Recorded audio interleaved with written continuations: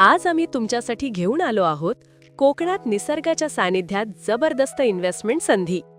आपण पाहताय ते मुंबई गोवा हायवे पासून फक्त 5 मिनिटांवर कणकवली शहराच्या शांततेत 10 आणि 20 गुंठ्याचे काजू लागवड असलेले ॲग्री प्लांटेशन प्लॉट्स.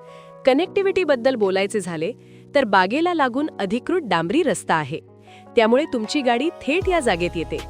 कणकवली बाजारपेठ 10 मिनिटांवर आणि वाडी वस्ती जवळच असल्याने हा ठरतो एकदम perfect combination farm house spot.